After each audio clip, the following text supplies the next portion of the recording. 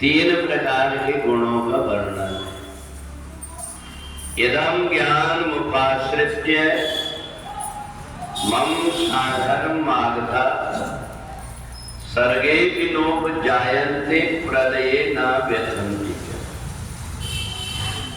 भगवान कहते हैं कि हे अर्जुन, मैं तुम्हें वह ज्ञान बताऊंगा जिस ज्ञान को सुन करके तुम्हारा मोह दूर हो जाएगा और सृष्टि के प्रारंभ से लेकर के अंत तक जहां जहां भी तुम्हारा जन्म होगा वहां दूसरा व्यक्ति तुम्हें सताएगा नहीं।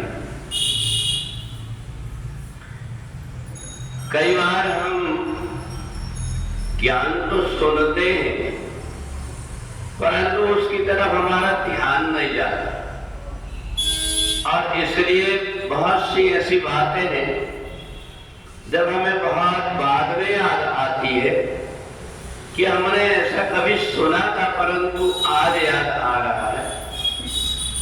तो यही बात अर्जुन को भगवान ने समझाया कि जब मैंने तुम्हें अपना रूप दिखाया है तो ये रूप तुम्हें ऐसे ही नहीं दिखाया, मेरा और तुम्हारा अनेक जन्मों का संबंध है। बहूनि में व्यतीतानि जन्मानि तव चार्जुन, मेरा और तुम्हारा अनेक जन्मों का संबंध है। मैं तुम्हें ये देखना चाहता हूं कि मैं जैसे कहीं भी जन्म लेकर के अवतार लेकर के आता हूं और वहां मेरी आसक्ति नहीं रहती, चाहे मेरे को मथुरा से गोकुल जाना पड़े, चाहे मेरे को गोकुल से मथुरा जाना पड़े, पर मेरी आसक्ति नहीं रहती उसमें। मेरा ध्यान आत्मा की तरफ रहता है कि मेरी आत्मा को कोई दूसरा सम्मान देगा तब सम्मान मिलेगा, ऐसा नहीं, बल्कि अपनी आत्मा को सम्मान अपने को ही देना पड़ता है। अपनी आत्मा का सम्मान कब होता है?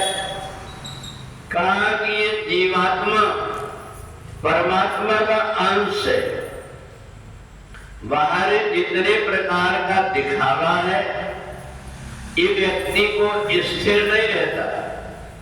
आज किसी की कुर्सी रहती है, कल चले जाती है। बहुत से ऐसे व्यक्ति जिनके आगे पीछे सुरक्षा गार्ड घूमते रहते हैं और बाद में मौका ऐसा आता है कि वहां कोई झांक करके देखने को तैयार नहीं होता। तो ये जो परिस्थितियां जितनी बदलती है ये हमें ये बताती है कि हर परिस्थिति में हम अपने आप को प्रसन्न कैसे रखें। और जो व्यक्ति अपने आप को परमात्मा से जोड़ लेता है उस व्यक्ति को कोई भी परिस्थिति विचलित नहीं करती।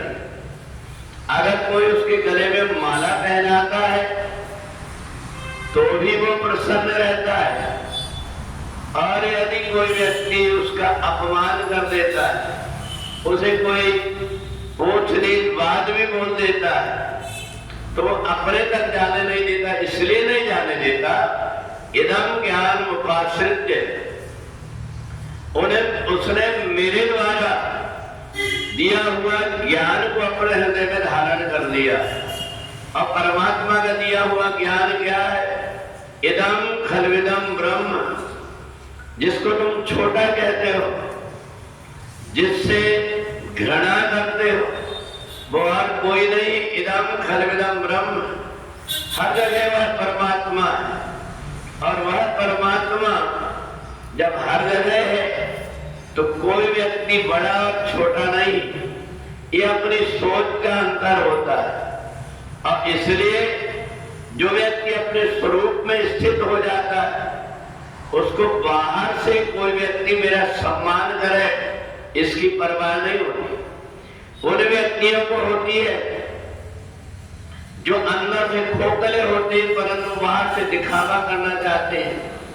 अपने आप को वो ये कहना चाहते हैं कि हमारी कोई जय जयकार करे, हमारा कोई सम्मान करे। अगर कोई नहीं करता तो पैसे ढेले खर्च करके दो चार लोगों को ऐसे लगा करके रख करके और अपना सम्मान करके दूसरों को दिखाना चाहते हैं, परंतु भगवान कहते हैं ये प्रपंच कहलाता है, ये पाखंड कहलाता है। तो इसलिए जो व्यक्ति सहज बना हुआ रहता है, परमात्मा से जो जुड़ा हुआ रहता है, उसकी वृत्ति सहज हो जाती है। हर परिस्थिति में वह अपने आप को प्रसन्न रखता है। ऐसी कोई परिस्थिति उसके जीवन में आती है, बुद्धि से विचार करके काम ले लेता है और अपने आप की प्रसन्नता को जाने नहीं देता। जीवन के प्रत्येक क्षण कीमती है, इसलिए इनका जो सदुपयोग कर लेता है, वास्तव में वही व्यक्ति जीने की कला सीख लेता है। और इसलिए गीता में भगवान ने जो योग बताया है, उस योग के विषय में बताया, योगा कर्मसु कौशलम, कुशलता पूर्वक कार्य करना, यही योग कहलाता है। और जो कुशलता पूर्वक कार्य करता है वह परमात्मा के उतने नजदीक पहुंच जाता है। बोले वृंदावन बिहारी लाल की।